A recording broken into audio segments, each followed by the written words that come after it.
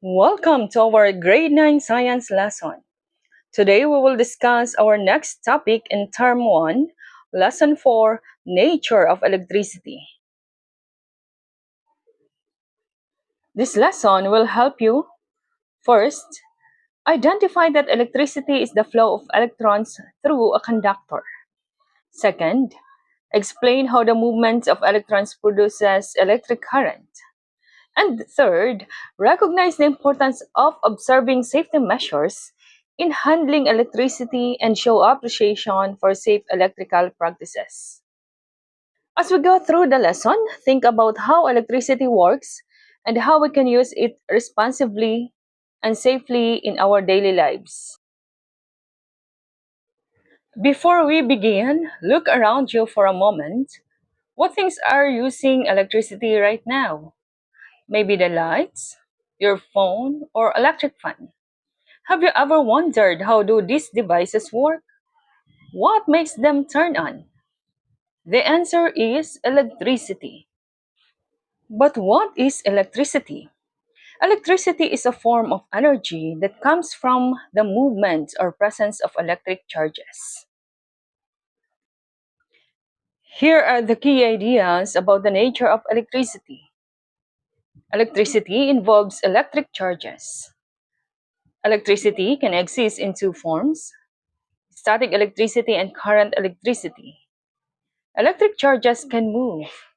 Electricity needs a path to flow, and electricity can produce different effects. So, first, electricity involves electric charges. Everything around us is made of tiny particles called atoms. Atoms are the basic building blocks of matter. Everything we see, touch, and use is made of atoms. Each atom contains three subatomic particles. Protons.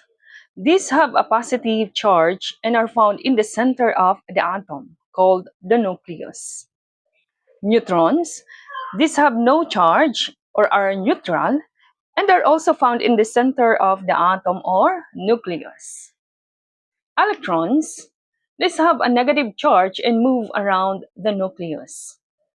Electricity is closely related to electrons because when electrons move from one place to another, electrical energy is produced.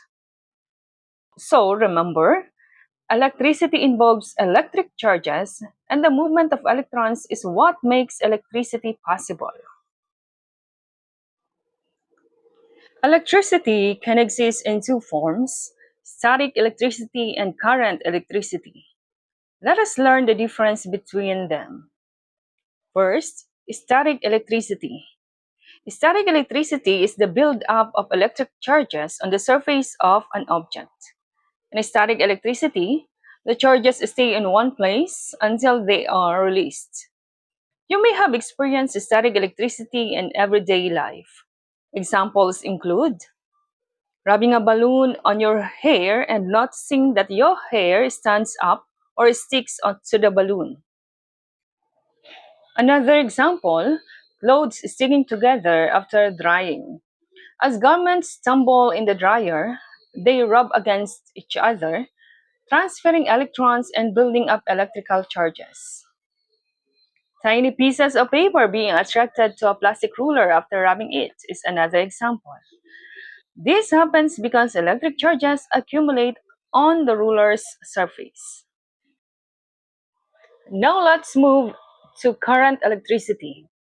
Current electricity is the continuous flow of electrons through a conductor, such as a wire.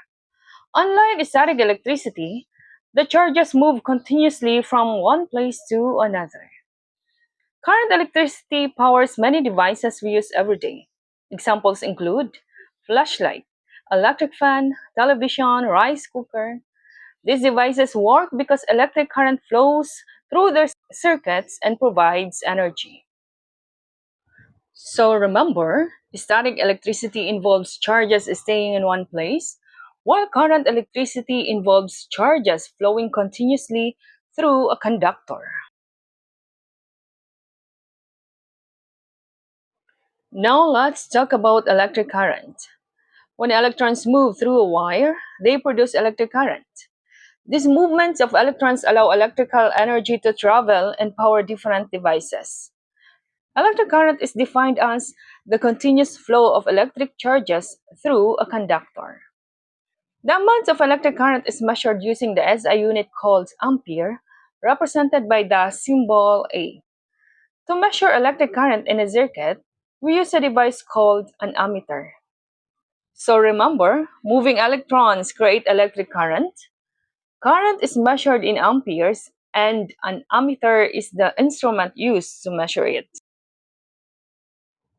Now that we understand that current electricity involves the flow of electrons, one important question is, can electricity pass through all materials? The answer is no. Materials differ in how they allow electricity to flow. First, we have conductor. A conductor is a material that allows electric current to flow easily because electrons can move freely through it. In general, metals are good conductor of electricity. That is why metals are commonly used in electrical wiring and appliances. Examples of conductors include copper, commonly used in electrical wires, aluminum, used in power lines, iron, used in some electrical devices, silver, one of the best conductors of electricity. Next, we have insulators. An insulator is a material that does not allow electric current to flow easily. Examples of insulators include plastic, rubber, wood, and glass.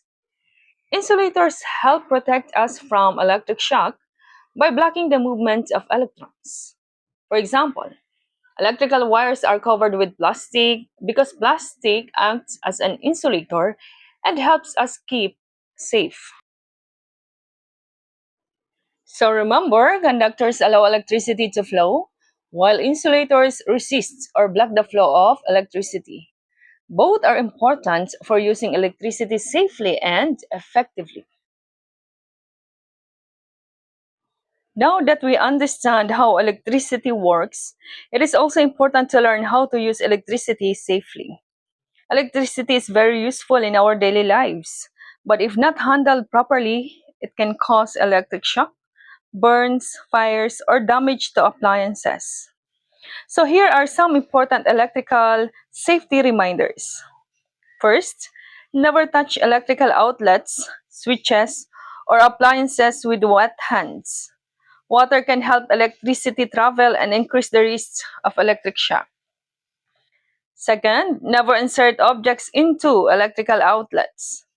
Only proper plugs should be connected to outlets. Third, check electrical cords and wires before using appliances. Do not use wires that are damaged or exposed. Fourth, avoid overloading outlets. Plugging too many devices into one outlet may cause overheating. Fifth, unplug appliances properly when not in use. Hold the plug itself instead of pulling the cord. Sixth, stay away from electric poles during rain and storm. Lastly, always ask an adult or trained person for help when dealing with electrical problems. So remember, electricity makes our lives easier, but safety should always come first. Use electricity wisely and responsibly. Now let's see what you have learned. Question number one. Which statement best describes electricity? Letter A. Electricity is a source of matter. Letter B. Electricity is the transfer of heat. Letter C. Electricity is the production of light. Or letter D. Electricity is a form of energy associated with electric charges.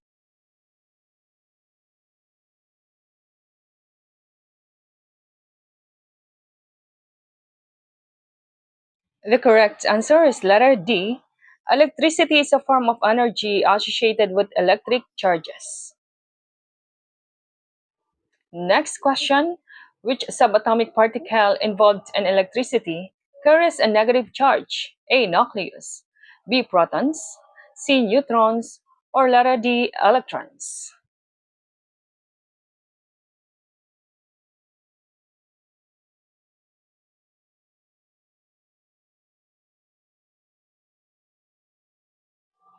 The correct answer is letter D. Electrons.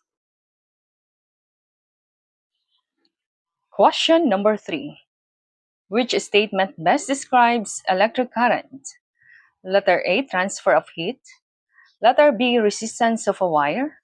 Letter C. Stored electrical energy. Or letter D. Continuous flow of electrical charges.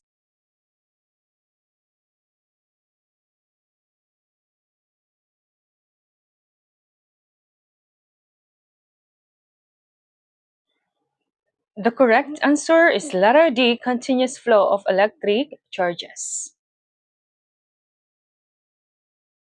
Question number 4. Why are metals considered good conductors? Letter A. They absorb electricity. Letter B. They stop energy transfer. Letter C. They block electric current. Or letter D. They allow electrons to move easily.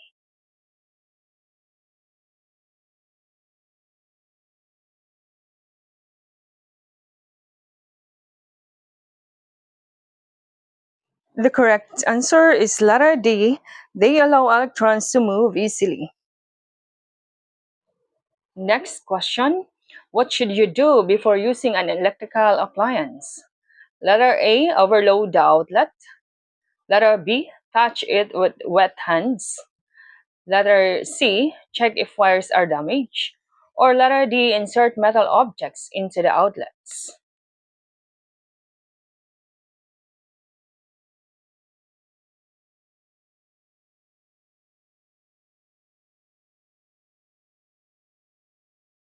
The correct answer is letter C. Check if wires are damaged. Last question. Why is it important to observe electrical safety? Letter A. To reduce wire length. Letter B. To make devices heavier. Letter C. To increase power consumption. Or letter D. To avoid electric shock and accidents.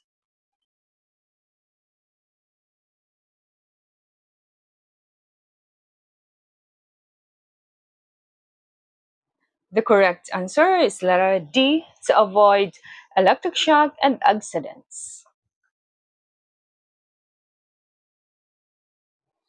We have now reached the end of our lesson today.